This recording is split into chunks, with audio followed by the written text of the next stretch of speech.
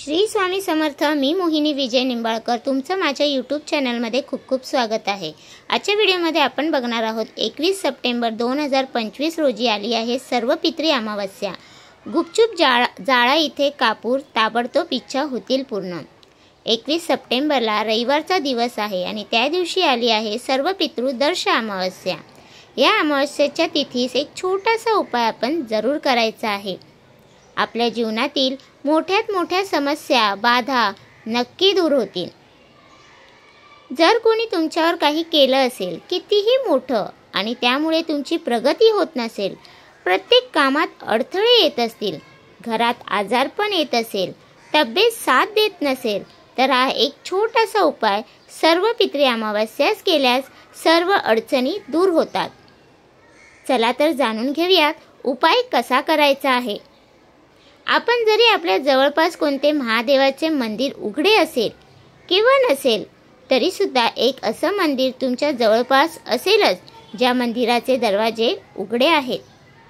अशा मंदिराचा शोध घ्या आणि जर तुम्हाला अशा मंदिरात जाणे शक्य नसेल, तर आपल्याच देवघरात शिवलिंग तर नक्की असेल।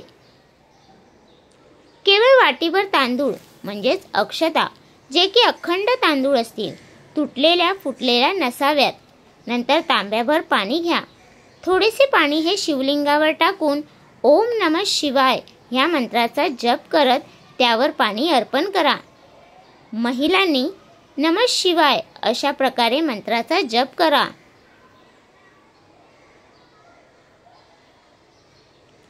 महादेव हे भोलेनाथ आहे। ते अगदी तुमच्या तांब्याभर जलाने देखील प्रसन्न होतात। मात्र आपण आपल्या परीने चंदन असेल किंवा बेलपत्र असतील अशा गोष्टी आपण त्यांना नक्की अर्पण करायच्या आहेत। आणि जे अक्षता आपण घेतलेले आहेत ते आपण जल अर्पण करताना ते शिवलिंगाच्या जवळ किंवा महादेवांच्या जवळ नक्की ठेवा। जल अर्पण करून झाल्यानंतर आपण हात जोडून प्रार्थना करा। त्यांच्या समोर नतमस्तक होऊन तुमच्या ज्या काही समस्या असतील त्या सर्व समस्या बोलून दाखवा आणि ह्यातून मुक्ती मिळवून देण्याची प्रार्थना करा। नंतर आपण देवळातून घरी यायचं आहे आणि जर आपण घरातच हा उपाय केला असेल, तर हे तांदूळ आपण देवघरापासून उचलून आपल्या किचनमध्ये ठेवायचे आहेत।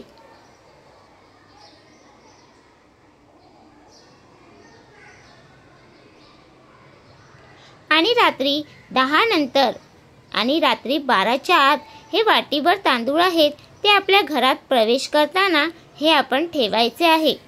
मग तुमच्या घराला गेट असेल तर त्या ठिकाणी ठेवा, किंवा तुम्ही फ्लॅट जवळ राहत असाल तर तुम्ही ते मुख्य दरवाजाजवळ आपण ते ठेवून द्यायचे आहेत। आणि ते ठेवण्याआधी 7 ते 8 कापराच्या वड्या आपण त्या तांदळावर ठेवून तो जाळायचा आहे, म्हणजे प्रज्वलित करायचा आहे। त्या कापरासोबत तो तांदूळ देखील थोडाफार जळणार आहे। ती वस्तू प्रज्वलित केल्यानंतर आपण ताबडतोब आत निघून यायचे आहे।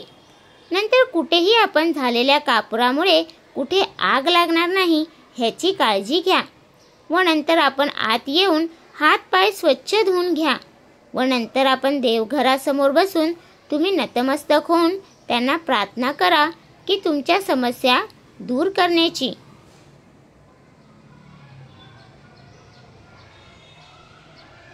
दुसऱ्या दिवशी सकाळी उठल्याबरोबर आपण ते तांदूळ ज्या ठिकाणी ठेवलेले आहेत ते तांदूळ घेऊन कोणत्याही झाडाखाली किंवा छतावर ते तांदूळ टाकून द्यायचे आहेत।